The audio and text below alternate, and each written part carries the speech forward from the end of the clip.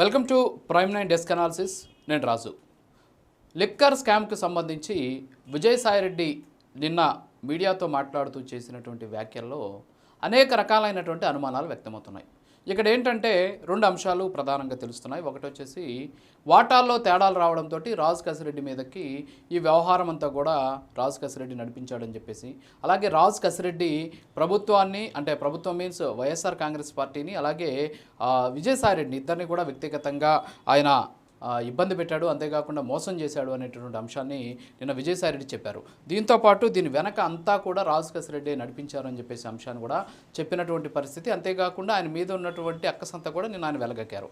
అంటే దీన్ని బట్టి చూస్తూ ఉంటే మొదటిది ఏంటి అంటే రాజు కసిరెడ్డి ఐటీ అడ్వైజర్గా ఉంటూ ఈ లిక్కర్కి సంబంధించినటువంటి స్కామ్ భాగోతంతో కూడా ఆయన నడిపాడు. నిన్న విజయసాయిరెడ్డి మాటలో స్పష్టంగా తెలిసింది. ఆయనతో పాటు సజ్జల శ్రీనాథ్ రెడ్డి అలాగే పెద్దిరెడ్డి మిథున్ రెడ్డి, సో వీళ్ళంతా కలిసి ఆయన దగ్గర 100 కోట్లు అప్పు తీసుకున్నారు. సో ఇవన్నీ కూడా ఆయన మాట్లాడారు. అంటే దీన్ని బట్టి చూస్తూ ఉంటే ఇక్కడ వాటాల్లో తేడాలు వచ్చాయేమో అనేటువంటి అనుమానాలు వ్యక్తమవుతున్నాయి. ఎందుకంటే రాజు కసిరెడ్డి చెప్పిన దానికి అక్కడ వచ్చినటువంటి ఆదాయానికి మధ్య చాలా వ్యత్యాసం ఉన్నట్టుంది. సో ఈ విషయం తెలుసుకున్న తర్వాత వీళ్ళలో ఒక ఆవేదన, ఆందోళన, ఆక్రందన ఇవన్నీ కూడా వ్యక్తమైనట్టు నిన్న విజయసాయిరెడ్డి వ్యాఖ్యలో తెలుస్తుంది. అయితే నిన్న విజయసాయిరెడ్డి అదొక అంశం అయితే, రెండోది వచ్చేసి బిగ్ బాస్ని కాపాడడం కోసం విజయసాయిరెడ్డి రంగంలోకి దిగారా? సో కేవలం ఇదంతా కూడా లిక్కర్ కుంభకోణం అంతా కూడా కసిరెడ్డి రాజశేఖర్ రెడ్డి మీదకే నెట్టేసి వీళ్ళంతా కూడా కాపాడుకోవడం కోసం, అంతేకాకుండా ఎవరిని వాళ్ళు సర్దుకునేటటువంటి ప్రయత్నం ఏమైనా చేస్తున్నారా అనేటటువంటి అనుమానాలు కూడా వ్యక్తమవుతున్నాయి. అయితే దీనికి సంబంధించి ఇప్పుడు విజయసాయిరెడ్డికి సంబంధించి 2 ఆడియోస్ నేను మీకు వినిపిస్తాను. ఒకటి వచ్చేసి నిన్న ఆయన సిటీకి సంబంధించినటువంటి విచారణలో హాజరైనటువంటి సందర్భంలో మీడియాతో మాట్లాడినటువంటి ఆడియోను ఒకసారి విందాం. రాజు కసిరెడ్డి, మిథున్ రెడ్డి, సజ్జల శ్రీధర్ రెడ్డి ముగ్గురు నా దగ్గరికి వచ్చి మేము వ్యాపారం చేసుకుంటాం, ఒక 100 కోట్ల రూపాయలు అప్పిప్పచ్చండి మీ అరబిందో కంపెనీ చేత అన్నప్పుడు, నేను అరబిందో శరత్ చంద్రారెడ్డికి రికమెండ్ చేసి 100 కోట్ల రూపాయలు 100 కోట్ల రూపాయల్లో 60 కోట్ల రూపాయలు అడానికి, ఒక 40 కోట్ల రూపాయలు డీకాట్ అనే కంపెనీకి 12% సంవత్సరానికి వడ్డీ చొప్పున నేను రికమెండ్ చేసి ఇప్పించడం వాస్తవమేనన్నటువంటి విషయాన్ని నేను చెప్పాను.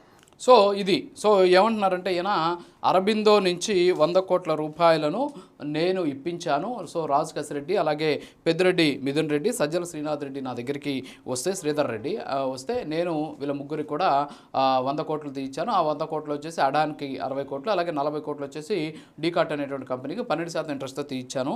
అది కూడా ఎవరి దగ్గర? అరబిందో శరత్ చంద్రారెడ్డి దగ్గర నుంచి నేను తీయించాను అని చెప్పేసి చాలా క్లియర్గా చెప్పారు. ఇదే విజయసాయిరెడ్డి నెల రోజుల క్రితం ఏం మాట్లాడారు ఒక్కసారి విందాం. నాకు ఎవరు చెప్పలేదు. ముఖ్యంగా అరబిందో విషయంలో వాళ్ళ వ్యాపారానికి సంబంధించి నేను నా యొక్క కుమార్తెను వాళ్ళ కుటుంబంలో ఇచ్చానే కానీ వాళ్ళ ఆర్థిక లావాదేవీల్లో కానీ వాళ్ళ వ్యాపారాల్లో కానీ నేను ఎప్పుడూ కూడా జోక్యం చేసుకోలేదు, ఇప్పుడు చేసుకోను, భవిష్యత్తులో కూడా చేసుకోను. అంటే ఇక్కడ 2 ఆడియోలు. ఒకటి వచ్చేసి నిన్న మాట్లాడిన దాంట్లో ఏమో రాజు కసిరెడ్డి, మిథున్ రెడ్డి, సజ్జల శ్రీధర్ రెడ్డిలకేమో 100 కోట్లు ఇదే అరబిందో నుంచి అప్పుగా తీసిచ్చాను, రికమెండ్ చేసి తీయించాను అని చెప్పారు. అంతకుముందు నెల రోజుల ముందు ఇచ్చినటువంటి ఒక ప్రెస్ మీట్లో ఆయన ఏమన్నారంటే అసలు అరబిందోకి సంబంధించిన వ్యాపార వ్యవహారాల్లో కావచ్చు, అంతేకాకుండా ఇతర వాళ్ళకి సంబంధించినటువంటి ఆర్థిక లావాదేవీలు నేను ఎప్పుడు కూడా ఎంటర్ కాలేదు, నేను కేవలం వాళ్ళకి బంధువుని మాత్రమే, నేను ఇప్పుడు కూడా అలాంటి విషయాలు చూడలేదు అని చెప్పేసి ఆయన స్పష్టంగా చెప్పిన పరిస్థితి. అంటే దీన్ని బట్టి ఏమర్థమవుతుంది? సరే అరబిందో నుంచి నాకు సంబంధం లేదు అన్నారు, మళ్ళీ అరబిందో నుంచి 100 కోట్లు తీయించాను 12% ఇంట్రెస్ట్తో అన్నారు. సో ఇక్కడ ఒక కన్ఫ్యూజన్. రెండో పాయింట్ వచ్చేసి పెద్దిరెడ్డి మిథున్ రెడ్డి ఆయన కూడా వెళ్ళాడు. సో ఆయనతో పాటు వీళ్ళ ముగ్గురితో వెళ్ళినటువంటి నేపథ్యంలో హైదరాబాద్లో ఒకసారి, విజయవాడలో ఒకసారి మీట్ అయ్యాము అని చెప్పేసారు. ఈ సందర్భంలో 100 కోట్లు అప్పు తీయించాను అన్నారు. అంటే పెద్దిరెడ్డి మిథున్ రెడ్డి దగ్గర 100 కోట్ల రూపాయలు వ్యాపారం చేయడం కోసం ఆయన దగ్గర డబ్బు లేవా? ఈరోజు రాయలసీమలోనే కాదు ఆంధ్రప్రదేశ్లో కూడా పెద్దిరెడ్డి మిథున్ రెడ్డి వాళ్ళ వ్యాపార సామ్రాజ్యం ఏంటి అనేది అందరికి కూడా తెలిసినటువంటి విషయమే. సో పిఎల్ఆర్ ప్రాజెక్ట్స్ పేరుతో వాళ్ళు భారీగానే మంచి ప్రాజెక్టులు కూడా చేపట్టారు. సో భారీగా ఆస్తులు ఉన్నటువంటి వాళ్ళు. సో వాళ్ళు 100 కోట్ల రూపాయల కోసం విజయసాయిరెడ్డి దగ్గరికి వెళ్ళి, విజయసాయిరెడ్డి అరబిందో వాళ్ళకి చెప్పి, అరబిందో వాళ్ళ దగ్గర నుంచి 12% ఇంట్రెస్ట్ రేట్కి తీసుకోవడం ఏంటి అంటే ఇది ఒక కన్ఫ్యూజన్. అంటే పెద్దిరెడ్డి మిథున్ రెడ్డి దగ్గర డబ్బులు లేవా, లేకపోతే విజయసాయిరెడ్డి నిజం చెప్తున్నాడా అబద్ధం చెప్తున్నాడా అనేటటువంటి విషయాలు ఒక పక్క. సరే ఇవన్నీ కూడా పక్కన పెడితే ఇక్కడ ఇంకొక అంశం ఏంటంటే మనం గుర్తించాల్సినటువంటి అంశం ఏంటి అంటే విజయసాయిరెడ్డి నిన్న మాట్లాడిన దాంట్లో లిక్కర్ స్కామ్ జరిగిందో లేదో నాకు తెలియదు, తర్వాత వచ్చేసి దీంట్లో బిగ్ బాస్ ఎవరో కూడా నాకు తెలియదు, కిక్ బ్యాక్స్ వెళ్ళలేదో నాకు తెలియదు అని చెప్పేసి చాలా క్లియర్గా కూడా చెప్పినటువంటి పరిస్థితి. సో వీటన్నిటిని బట్టి చూస్తుంటే రాజ్ కసిరెడ్డిని మాత్రమే ఆయన టార్గెట్ చేశారు. సో రాజ్ కసిరెడ్డి ఎవరు?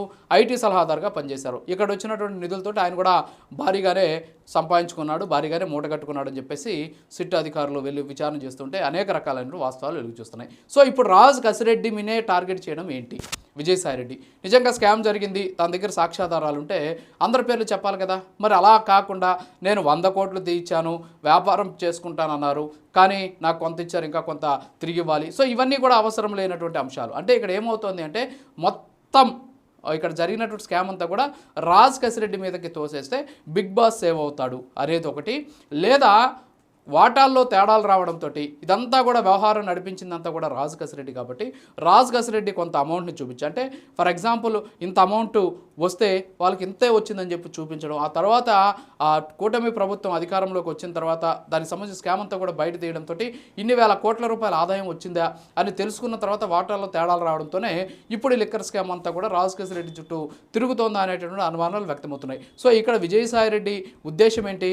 నిజంగా లిక్కర్ కుంభకోణానికి సంబంధించినటువంటి అంశంలో రాజ్ కసిరెడ్డితో పాటు బిగ్ బాస్ పేరు కూడా ఆయన బయట కానీ చెప్పి కానీ ఉండి ఉన్నట్లయితే ఖచ్చితంగా అక్కడ ఏం జరిగింది అనేటటువంటి దాని మీద అందరు కూడా క్లారిటీ ఉండేది. అలా కాకుండా బిగ్ బాస్ ఎవరో నాకు తెలియదు అని చెప్పేసేటువంటి అంశాన్ని కూడా ఆయన చెప్పినటువంటి బట్టి చూడడం మొత్తం కసిరెడ్డి మీదకే దోసాడు. అంటే పార్టీకి కూడా ఆయన అన్యాయం చేశాడు, నాకు కూడా నష్టం కలిగించాడని చెప్పేసి ఆయన ఏదైతే చెప్పారో ఇవన్నీ కూడా చూస్తూ ఉంటే ఇదంతా కూడా ఒక బ్యాక్ ఎండ్లో ఏదో ఒక డ్రామా నడుస్తుందేమో అనేటటువంటి అనుమానాలు వ్యక్తమవుతున్నాయి. ఇక్కడ రెండే అంశాలు ఈరోజు లిక్కర్ కుంభకోణంలో విజయసాయి నుంచి బయటికి మాట్లాడడానికి కావచ్చు, అంతేకాకుండా లిక్కర్ కుంభకోణానికి సంబంధించిన అంశాలు రెండే. ఒకటి వచ్చేసి వాటాల్లో తేడాలన్నా వచ్చి ఉండాలి, లేదా బిగ్ బాస్ని కాపాడడం కోసం కసిరెడ్డి రాజశేఖర్ రెడ్డిని బలి చేసేటటువంటి ప్రయత్నంలో భాగంగా వీళ్ళంతా కూడా సేఫ్ సైడ్కి వెళ్ళడం కోసమే ఈ డ్రామా అంతా కూడా నడుస్తుందా అనేటటువంటి అనుమానాలు కూడా వ్యక్తమవుతున్నాయి. సో కన్ఫ్యూజన్ క్రియేట్ చేసి చాలా తెలివిగా, లేకపోతే చాలా వెటకారంగా, చాలా లాజికల్గా నిన్న విజయసాయిరెడ్డి మాట్లాడారు. అలాగే పార్టీకి సంబంధించినటువంటి అంశాలు కూడా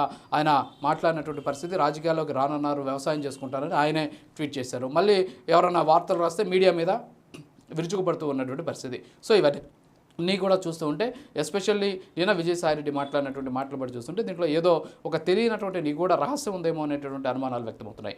ఇది వాళ్ళ డెస్క్ అనాలిసిస్. మరో అనాలిసిస్ మళ్ళీ కలుద్దాం. నమస్కారం.